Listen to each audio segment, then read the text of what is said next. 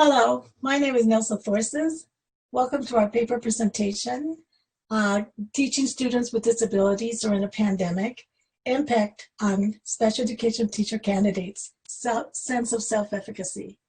This paper presentation was completed by Nelsa J. Forces, Gabriela Walker, and Katie Klinger from National University.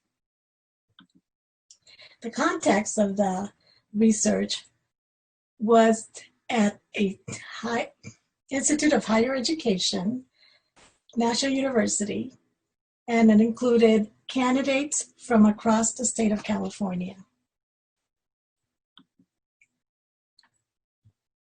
One of the things that we wanted to examine was, within the context, was the special education teacher training programs and how we set out to prepare candidates to provide services to teach children with disabilities within the context of a brick and mortar setting.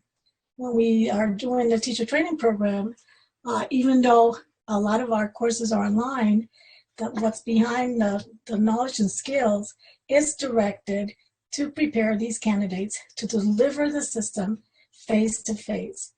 However, the pandemic interrupted formal education, as we know, not only in the state of California, but throughout the United States.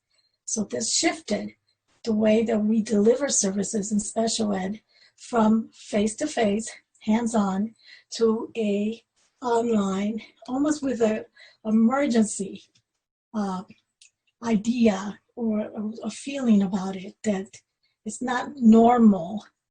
We're on a hiatus or interruption of what we really do in terms of how we teach our children with disabilities. So what are the challenges? When mid-March, we were all told that we had to pack and leave our offices, our classrooms, our schools. This presented some challenges for our interns. One of the things was with this disruption was that a lot of these teachers and the school districts and anybody involved had to start reshaping. How is it that their instruction or service delivery is going to look like from face-to-face to an online format? They had to be nimble, they had to be quick. How is it that the content, the knowledge, everything, the curricula will be presented? That's a challenge for a lot of teachers that were not taught to teach on an online environment, let alone in a pandemic. And then here comes the other concept, which are the learning barriers, that they really became painfully evident as students that from certain areas didn't even have an internet connection or access to an iPad for that matter. So the haves and have-nots, that became more evident and exasperated. So from now on, with the pandemic and stay-home guidelines, teachers were no longer able to really provide the services to children under IEPs. So that's one of the biggest challenges. Some of the concerns about these teacher practitioners, and we're talking specifically here for the study, interns. These interns, there are teachers of records in the classroom that suddenly and abruptly were interrupted from doing what they're usually did, teaching face-to-face service delivery, implementing their IEPs, to having to go home and try to make this happen. So what were their concerns about delivering services online?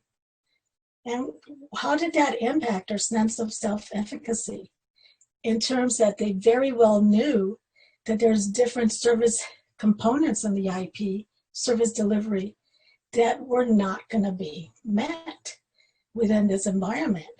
And what about the student support?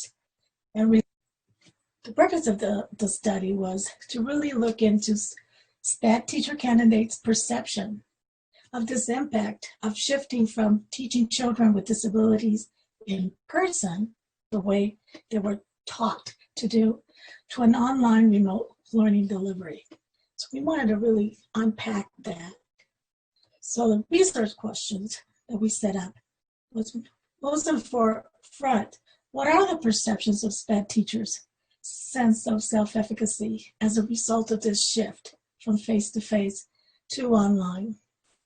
Do SPED teachers candidates feel that they met the IDEA mandated expectations, including IEP goals? So we wanted to really get their perceptions about how is it that they were meeting those needs and in terms of their sense of self-efficacy.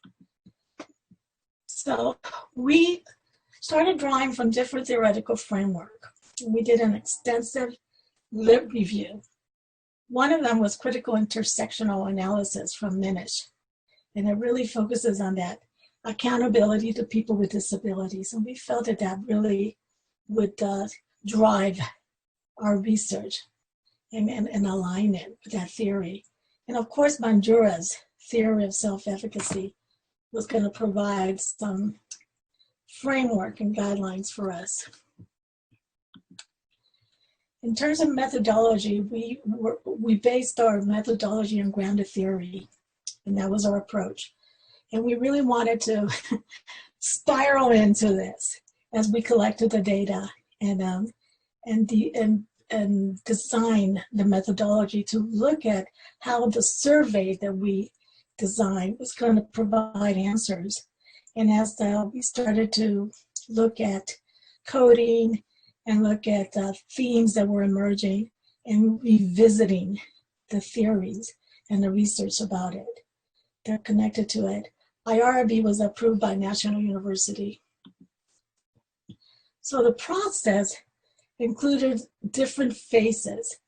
So we wanted first and foremost to look at the people that were providing support for the interns and student candidates in our teaching credential programs in special ed.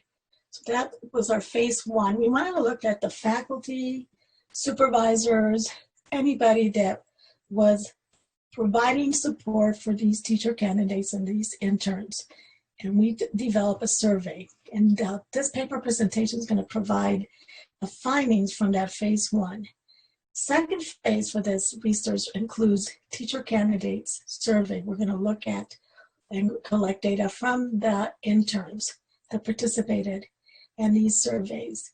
And these are open-ended questions that provided a lot of information.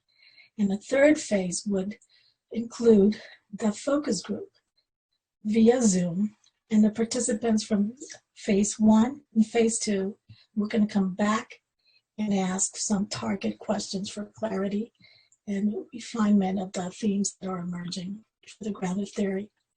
So here's the other explanation about what we plan to do with our Zoom platform for the focus groups. So participants for the phase one are teacher candidates who enroll on in online courses. That's for phase two, I'm sorry. But these are the participants for the whole research paper. Master teachers and mentor teacher candidates will be part of phase one. Teacher aides or paraprofessionals who work closely with teacher candidates, classroom teachers, they'll be part of that survey completion of phase one. University faculty who teach courses in 2 teacher preparation programs will be part of phase one. And candidate teacher supervisors who guide teachers, candidates' experiences and are guided and their professional identities will be part of phase two. So here's another graphic that provides another snapshot of who the participants for phase one are.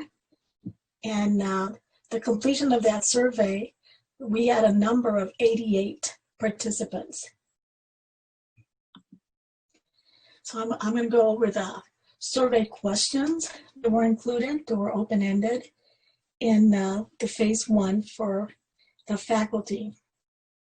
So we were really looking at unpacking and identifying the content. We wanted to know what were the challenges in terms of content. Was it accessible? So question one focused on that. What were the challenges? Ensuring that the IP goals of their students were addressed, and was the content accessible?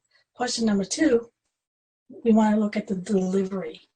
So what were those challenges in terms of delivering the content? So we wanted to separate those two because we thought that that would be significant. And then the question number 3 was intentional. We wanted a yes or no question. We wanted to know, did teacher candidates have the perception that they were meeting the needs of their students, given that they were in that context of the delivery online? And then number 4 was, how did the district prepare? How did that district prepare teacher candidates for that shift? We also want to know who supported teacher candidates in the planning, because that would really directly impact the teacher candidates' sense of self-efficacy. The more prepared you are, that's our assumption, the higher the sense of self-efficacy. And what modifications and accommodations were they able to provide to get into this mode for online delivery? So remember, grounded theory. So this was the most satisfying part of this project when we went about collecting the data and the analysis. So we went on their online survey. We looked at the data. We began to analyze it initially using an instrument called Question Pro. And then we started identifying themes that started emerging. And then we aggregated that data. Here's an example of what we did after that. After that, once we targeted which were the highest incidents, we went in and we did a word map to just visually see where the themes were most frequent and what did that look like within those 6 questions within that context. And then we went in and we used Excel, Microsoft Excel, and we started looking at how does this look like in terms of frequency. And here's a good representation here. For example, question 1, challenges candidates met with the IEP goals, where the IEP goals were addressed. If you looked at 22 felt that 22.50% said meeting IEP goals was a challenge, which is interesting when you see this other. Here's the question number 2. The positive theme that emerged was content delivery. In terms of the delivery, the majority that responded positive felt that it was delivered successfully, those who could. However, the negative themes that emerged, and then I highlighted the highest incidents, access to technology and internet, and student engagement. It was a little bit within what we suspected, the access, but what we noticed was a pattern about that student engagement and parent support that's going to emerge pretty soon too. Here's we compared the question number 1 and number 2 in terms of we wanted to really look at what that content and delivery look like. And if you see access to technology, it's the delivery. And then in terms of content, sure enough, here's meeting IEP needs. And then in terms of delivery, the student engagement, if they're not there, that's going to be a challenge. So, the next question, do you think that teacher candidates are meeting their needs? This was very interesting for us because if you see, we have yes and we have no. It's kind of 50-50 if you want to say that.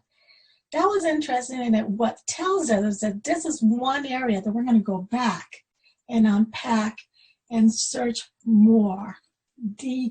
We're going to dig deeper in our focus group and try to find out what's the relevance of this. One thing that we did notice throughout the answers and the analysis, that it was really depending on the district and their resources and their ability to provide support for the candidates, that this reflected that answer.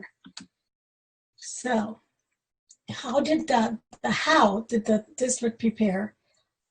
Most of the districts prepared via online. There might be a few of them that had some district meetings, some depending on the district, but most of them went straight to either Google or Zoom. Who supported? In terms of who did the supporting, to our delight, we found out that the district, in collaboration with the university, meaning the faculty from national in this case, because this is the context of this research, was the answer that we got. The teacher candidates able to provide. So I think this is typical across the board. If we were to ask anybody across the state of California, a lot of them, special ed, they dedicate a lot of time to preparing specific lessons, one-on-one for one-on-one instruction, small groups within that Zoom environment, and of course the Zoom instruction. So where do we land in this? Because we're doing grounded theory, right? So here are the themes that emerged that were most outstanding. In terms of challenges, meeting IEP specific goals and services, there were concerns regarding service delivery online. Access to technology and internet. There's concerns because that really exasperated the haves and have-not, depending on the region or the district and their resources. This one is the one that we really want to look at because it kept coming, especially in the word map. And it was student engagement, and it was connected to parent participation. So those are the highlights of those. Next one, the next theme that emerged was meeting the needs of children with disabilities. The concern was regarding that sense of self-efficacy when these candidates were not prepared to teach or to provide these services. In the case of special ed, because special is not a place, it's a service. To provide these services online, it was abrupt and it was a disruption. And so there's this phenomenon that they depended on what the district was able to provide because, they're the teacher of record. And then their lifeline would be the faculty from the university and the support provider to help them cope. So that's one area that we're going to continue unpacking as we go through phase 2 and phase 3. And so the other one was depending on the district. Again, support services for students were not fully delivered, especially for the moderate to severe students. Thank you so much.